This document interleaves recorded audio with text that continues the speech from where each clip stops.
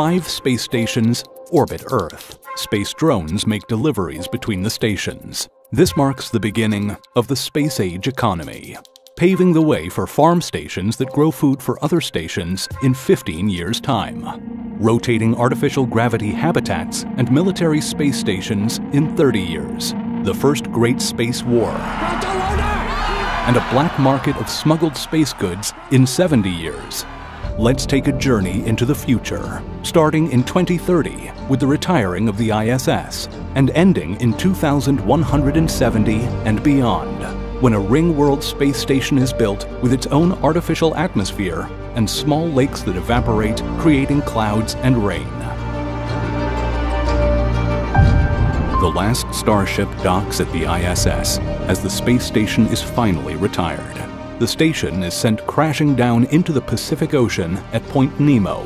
Taking its place orbiting Earth are 5 space stations from different countries and companies, while the Starship Mark II, being 18 meters in diameter, is large enough to be a space station itself and works on launching larger parts for space station construction. Second-generation space stations around the Moon act as solar system post offices. They are transit stations for cargo ships. The spaceships drop off cargo and passengers at the space stations, where smaller shuttle rockets deliver the goods down to the surface. SpaceX launches the Technova Starship Station into Earth's orbit, where onboard scientists work on researching advanced space rocket technology in a microgravity environment. On another station, a golf ball-sized meteoroid strike on a living module prompts the first full-scale evacuation and emergency repair mission. Plans are drawn up to equip space stations with lasers that detect and deflect any future small meteoroids. Another danger space stations face comes from cosmic radiation, causing bit flips in computer memory, leading to software crashes and incorrect calculations. The SpaceX Starline station orbits Earth. It acts as a gas station and a mechanics garage, cryogenically storing fuel and mechanical spare parts for repairs and maintenance. The starships never have to return back to Earth. Mechanics work on board the Starline station during the week, returning to Earth for the weekend. The birth of orbiting refueling stations divides spaceships into 3 classes. The first type is the atmosphere class, spacecraft that are designed to launch and land back on Earth, needing to break through the thick atmosphere with added heat shields, fuel storage, and landing thrusters. The second type is the space class, designed just for the vacuum of intraspace travel. And the third type is the landing shuttles, smaller spacecraft designed to transport cargo and passengers from orbiting space stations down to the surface of the Moon and Mars, where there is only a thin atmosphere that the spaceship needs to break through. Chefs on Earth become astro chefs. They cook with produce grown in microgravity on board a space station, which is then sent back to Earth and served in luxury restaurants as a culinary experience. The microgravity alters the growth patterns of the plants, leading to unique flavors and textures not achievable on Earth. Some of the public question why the rich are eating this food not grown on Earth, and what kind of health benefits they are keeping to themselves. The plants on the space station grow larger cells, have higher concentrations of antioxidants, interact differently when cooked with other ingredients, and exhibit different nutritional profiles. Others question the safety, as the food grown in space is exposed to higher levels of cosmic radiation. A strain of grape is successfully grown on board the space station. The first space wine is sent back to Earth. The first government gives permission for the first off-Earth birth. The baby is born in a medical facility on board a space station orbiting Earth, believing it is now safe to do so and is needed for the future understanding of how humans will make space their second home. Government space stations use cameras and facial recognition to track their astronaut activities. Their screens are screenshot every 5 seconds. The station uses an AI system to predict and manage potential conflicts among the crew, based on personality data and interaction patterns. Commercial stations claim they are more relaxed on tracking their crew. This leads to more trained astronauts and scientists signing up with commercial space companies. 5 small space station factories are orbiting Earth. They are autonomous, being run by robots. raw materials are sent from Earth and goods which can only be manufactured in microgravity are returned. Goods such as high-efficiency batteries, a high-speed global internet cable called Z-Plan, and regenerative medicine. Because liquids can be used to 3D print in space, bio-3D printed human tissue is manufactured for use back on Earth. Space stations are using space drones for autonomous maintenance. A space station farm starts using drones to deliver food to other space stations, creating the first purely space-based economy. Plans are underway to build more farm stations around the Moon and Mars. And larger space farms are being designed, with onboard vertical farms, drink harvesters, and lab-growing meat machines. The first solar system currency is introduced, used across various space colonies and stations, separated from the less stable Earth currencies. The first military space station, equipped with stealth technology, is launched. Nano-engineered metamaterials bend electromagnetic waves around the station, while a dynamic coating adjusts the visual appearance and thermal output to match its surrounding environment, making the station invisible. A space station is built in Earth's orbit to intercept and catch space junk, recycling and repurposing it into new materials. On board the space junk station, a team of space archaeologists study the remains of old satellites and spacecraft, analyzing the effects of space on the materials. A delivery drone veers off course, crashing into the side of another space station and killing everyone on board. People wonder, was it an accident or deliberate, possibly making it the first known act of interstation sabotage. A new space station around the Moon, called the Drum, fires up its spin thrusters. A ring around the station begins to rotate. They are testing the first full-scale artificial gravity habitat. The station will later be converted into an emergency medical hub for the humans on the Moon who require emergency medical procedures that need full Earth gravity, saving a 3-day journey back to Earth. A research space station in deep space that is studying the geology of other planets, moons, and asteroids reaches 300 occupants.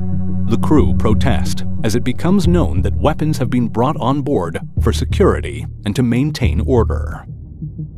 An astronaut arrives on board a space station with a personal device that is embedded with a corrupted and unregulated artificial intelligence.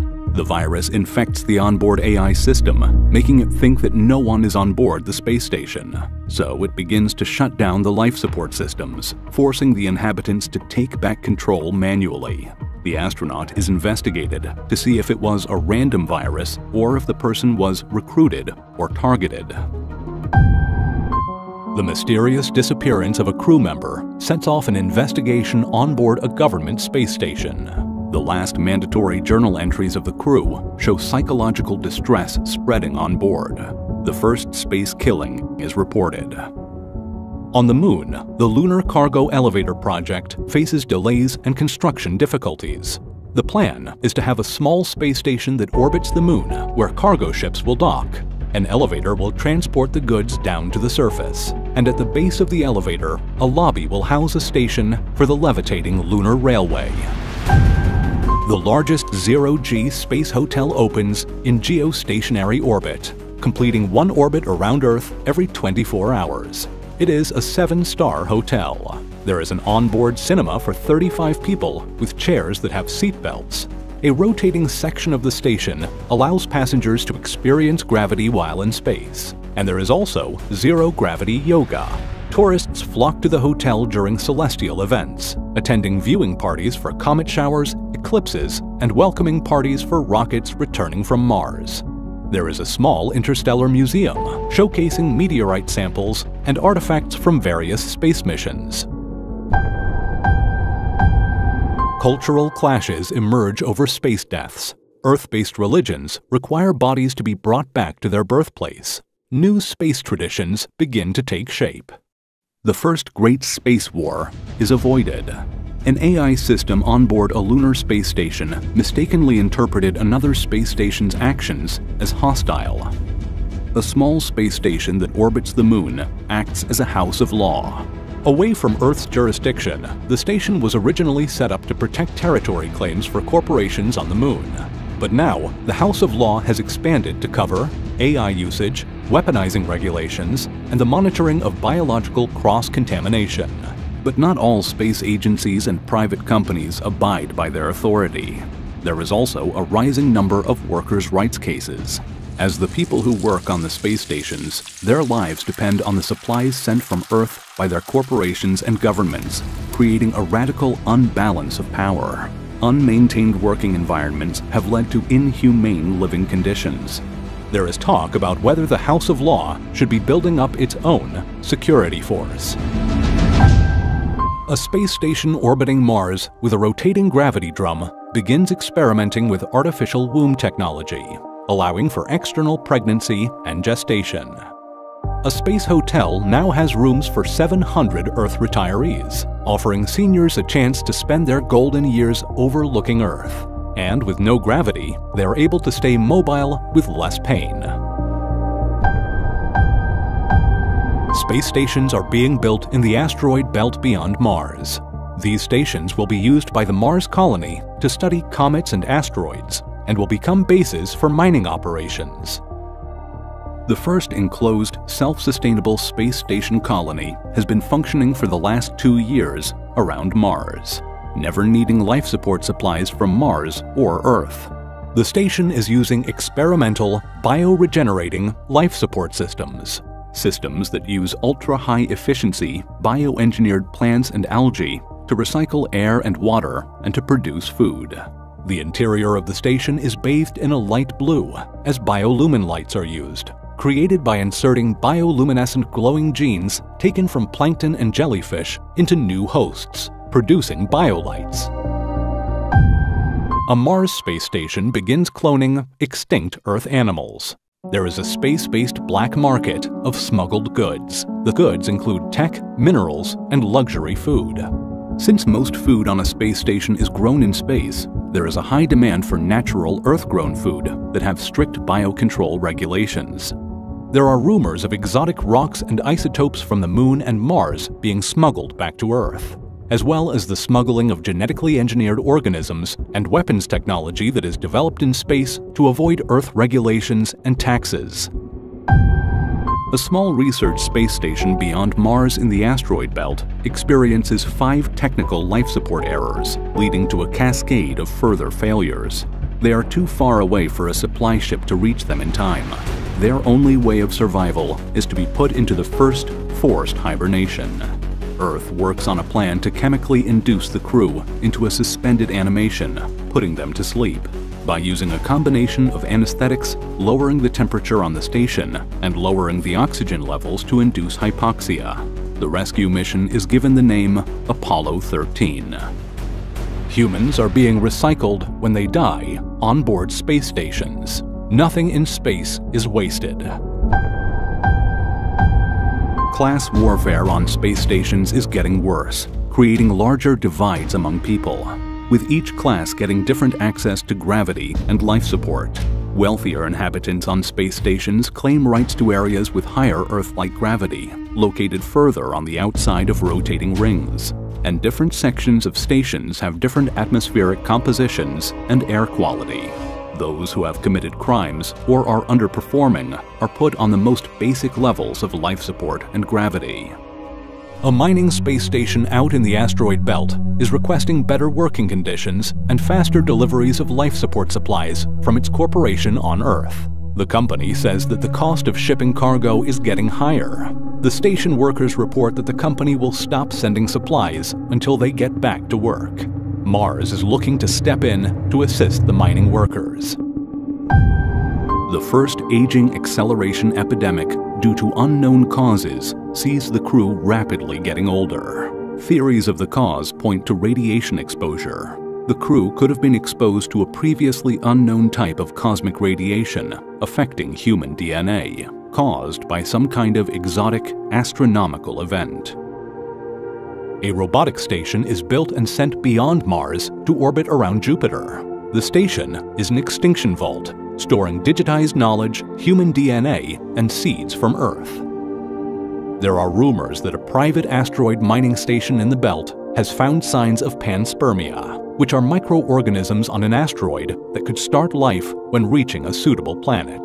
The crew have brought samples on board the station. A dermatologist and an exo-disease specialist are sent from Earth to an asteroid mining outpost to examine the workers for a skin condition. 6 months go by without any contact from Space Station Amora. The area around the space station has become a no-fly zone. Conspiracies spread that there are military spaceships stationed nearby and that a body has been taken off the station for medical research. There are also rumors that one of the miners left the station before the medical team arrived.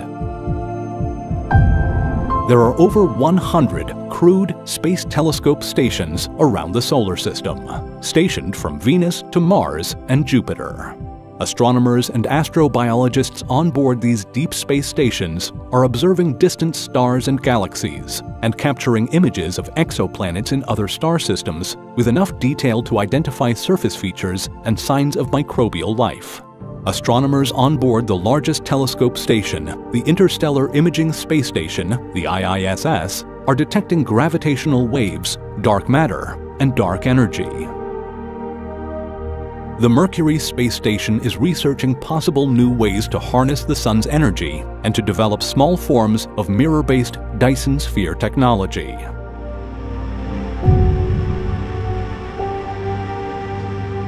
Construction begins on the largest ever rotating space station with its own artificial atmosphere and weather system. The Ringworld space station will be named Atmos. The crown jewel will be an artificial interior sun. The space station is so large that water from the small lakes evaporate, creating clouds and rain. Humanity is controlling its own weather, energy supplies, and life support, making the passengers on board this Ringworld space station a Type 1.5 Kardashev civilization. A story for another time. The first and second volumes of the Encyclopedia of the Future are available on Patreon.